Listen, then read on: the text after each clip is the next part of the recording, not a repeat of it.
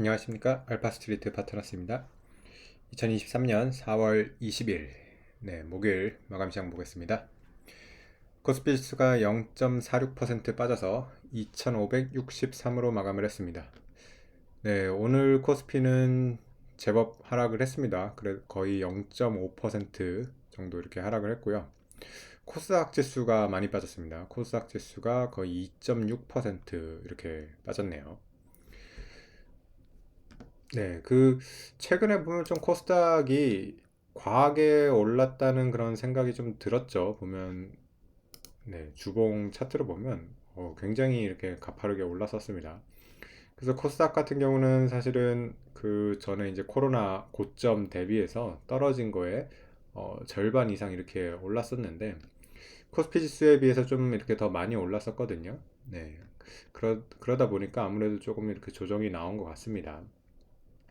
그래서 주봉상으로 보면 뭐 아직 그렇게 뭐 많이 빠진 그런 모습은 아닌데요. 일봉으로 보면 이렇게 좀 장대 일봉이 이렇게 나오면서 크게 이렇게 좀 빠지는 모습이 나왔습니다. 요런 모습이 3월 달에도 한번 있었거든요. 3월 달에도 이렇게 크게 빠졌었는데 그리고서 이제 다시 이렇게 쭉 올라왔단 말이죠. 그래서 과연 이게 이렇게 좀 추세를 꺾는 건지 아니면 너무 이렇게 급하게 올라왔던 거에 한번 조정을 주고 다시 이렇게 올라갈지 네, 좀, 어, 잘 모르는 그런 상황이 된 것 같습니다. 이 주식시장이 만약 계속 간다고 하면 이렇게 하고서 다시 이제 조정을 주고 갈 것 같기도 한데요. 근데 또 이제 많이 올라왔기 때문에 가격적인 부담은 있어서, 추세가 또 꺾이는 거 아닌지, 그런 걱정도 있는 것 같습니다. 어쨌든 뭐 코스닥 이렇게 좀 조정을 받고, 코스피도 이렇게 빠졌는데, 그 뭐 간밤에 아무래도 테슬라의 영향이 좀 있는 것 같아요. 테슬라가 이제 본장에서 2%가 빠지고 애프터장에서 6%가 더 빠졌어요.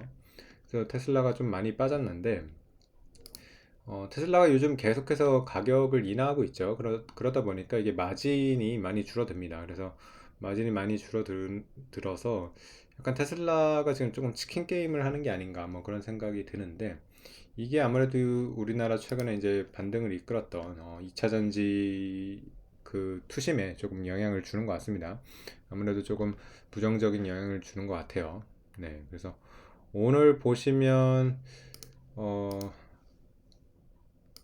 이제 코스닥 시가총액 상위 종목 중에 보시면 LNF가 이제 크게 빠졌거든요. LNF가 지금 시가총액이 3위인데 8% 이렇게 빠지면서 지수가 많이 빠질 수밖에 없었습니다.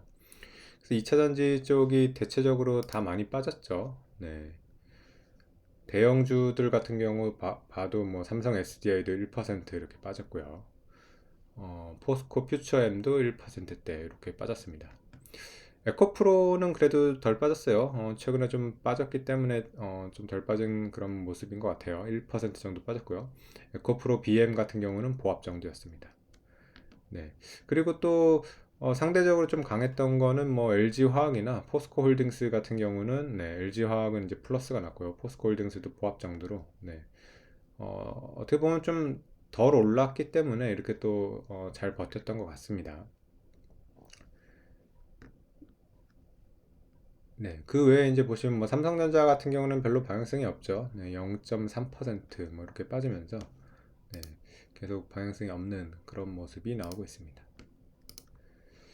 그래서 2차 전지가 참 어떻게 될지 좀 궁금하긴 합니다. 지금 보면 LG화학 같은 경우가 지금은 또 이제 가장 모습이 좋은데요. 1년 동안 참 꾸준히 이렇게 올라왔고요.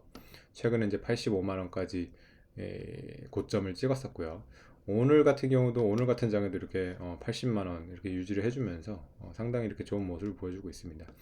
아무래도 저번에 이제 워런 버핏도 그 일본 상사 주식을 투자하고 그런 걸 봤을 때는 우리나라도 이쪽 광물 자원 이쪽이 조금 좋을 것 같은 생각이 들어요. 그러다 보니까 확실히 LG화학이나 포스코홀딩스 이쪽이 지금 계속해서 좀 강한 모습이 나오지 않나 그런 생각이 듭니다. 포스코홀딩스 같은 경우도 최근에 참 많이 올라왔는데 지금 살짝 이제 조정을 받는 그런 모습입니다. 근데 흐름은 상당히 좋죠. 지금 오늘도 비교적 이렇게 선방을 했습니다. 40만 원대 이렇게 잘 지켜주고 있고요.